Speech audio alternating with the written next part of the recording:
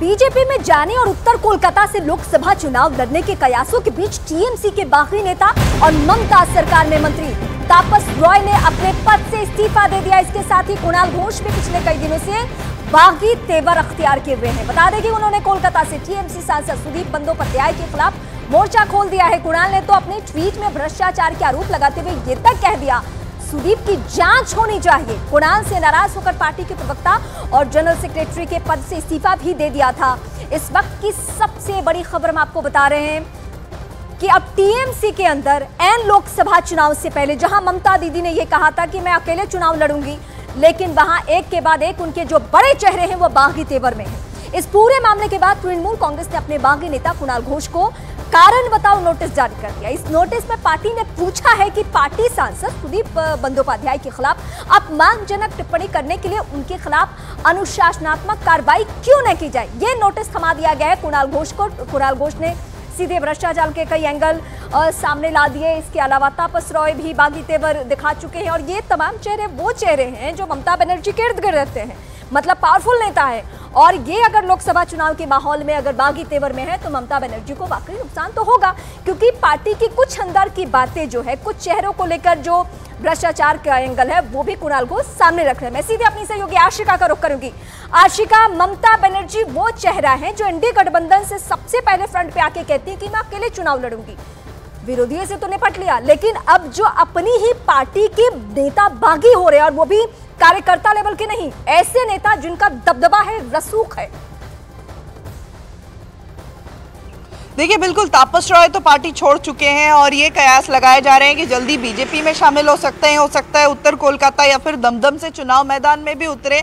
हालांकि कुणाल घोष के मामले में ये कहा जा सकता है कि बागी तेवर जरूर हैं, शोकॉज का मजाक उड़ाते हुए भी नजर आए कहीं ना कहीं, लेकिन दल के साथ बने हुए हैं और बने रहेंगे, ये उन्होंने साफ कर दिया है। कल की बात बताऊं, तापस रॉय से मिलने गए थे, उसको लेकर जब शोकॉज हुआ, शोकॉज पर सवाल पूछने पर गाना गाने लगे और जब ये पूछा गया कि तापस रॉय अगर बीजेपी से लड़ते हैं, सुदीप बंदोपाध्याय टीएमसी से, तो आप किसके साथ होंगे, तो जवाब घुमा फिरा कर उन्होंने बड़े मजाकिया अंदाज में कहा कि दूल्हे राजा में जॉनी लीवर की जो भूमिका थी, यानी कि इस तरफ रहते हुए भी उस तरफ का समर्थन करूंगा। रीमा जी आशिका, लेकिन ममता बनर्जी की तरफ से कोई इस पे स्टेटमेंट, अभिषेक बनर्जी की तरफ से कोई बातचीत या समझाइश की कोशिश, कुछ बीच बचाव की कोशिश की एन चुनाव में इस तरीके से पब्लिकली बातें ना आए टीएमसी के अंदर खाने की?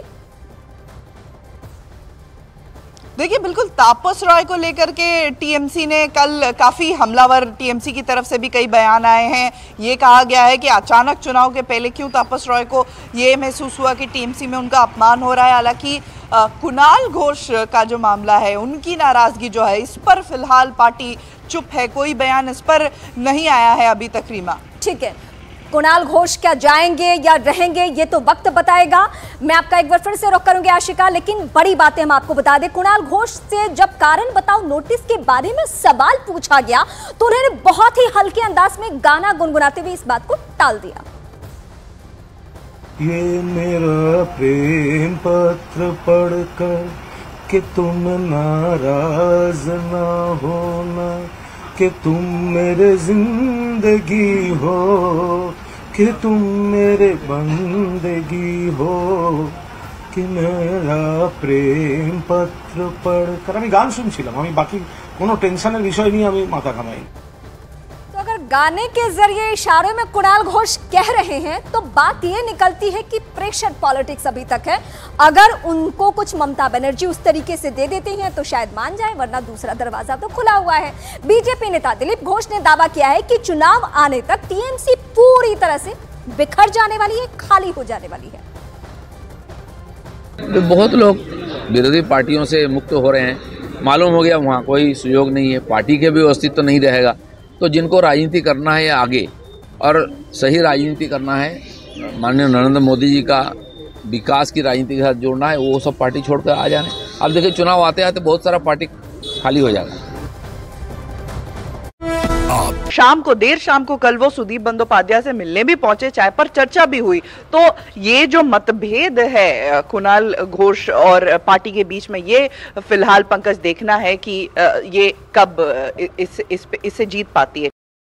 मॉर्निंग प्राइम में पहली बड़ी खबर, प्रधानमंत्री नरेंद्र मोदी के परिवारवाद पर प्रहार की। चेन्नई में पीएम मोदी ने गठबंधन पर एक के बाद एक कई हमले बोले हैं, लेकिन सबसे बड़ा हमला परिवारवाद की पॉलिटिक्स को लेकर बोला है। प्रधानमंत्री मोदी ने कहा है कि उन्होंने मौज मस्ती के लिए परिवार नहीं छोड़ा, बल्कि देश सेवा के लिए छोड़ा है। प्रधानमंत्री ने इस दौरान वंचितों और पिछड़ों को अपने परिवार का हिस्सा बतलाया। उन्होंने कहा कि जिसका कोई नहीं है वो भी मोदी के हैं और मोदी उनका है, ये कहा है प्रधानमंत्री। भाइयों बहनों, मैंने घर छोड़ा है, खुद के लिए नहीं, मौज मस्ती के लिए नहीं, मेरे देश के लिए। ये मेरा देश, यही मेरा परिवार है। 140 करोड़ भारतवासी, यही मेरा परिवार है। इसलिए मैं उन्हें एम्पावर करने के लिए खुद को खपा रहा हूं। और मेरे परिवारजनों, जिसका कोई नहीं वो भी मोदी के हैं और मोदी उनका है। मेरा भारत, मेरा परिवार,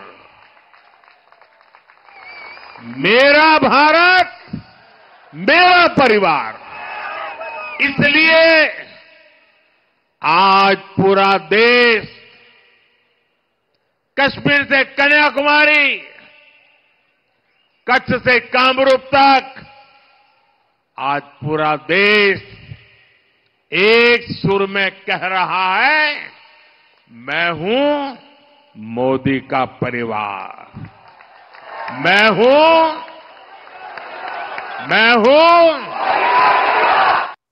तो प्रधानमंत्री नरेंद्र मोदी ने लोगों से कहा मैं हूं मोदी का परिवार, एक तरह से आह्वान किया। और उसके बाद जो तमाम केंद्रीय मंत्री हैं उन्होंने एक्स पोस्ट पर अपने बायो में यह लिख दिया है। आप देखिए, गृह मंत्री अमित शाह ने मोदी का परिवार लिख दिया। उसके अलावा बीजेपी अध्यक्ष जेपी नड्डा, केंद्रीय मंत्री नितिन गडकरी, पीयूष गोयल, केंद्रीय मंत्री जितेंद्र सिंह, इन सब ने अपने बायो में लिख दिया है मोदी का परिवार। प्रधानमंत्री ने चेन्नई से आह्वान किया, लोगों से कहा, देशवासियों से कहा कि 140 करोड़ जो देशवासी हैं वो मोदी का परिवार हैं, ये उन्होंने कहा। और उसके बाद केंद्रीय मंत्रियों ने अपने एक्स पोस्ट पे जो बायो उनका है उसमें अपने नाम के आगे मैं मोदी का परिवार लिख दिया है।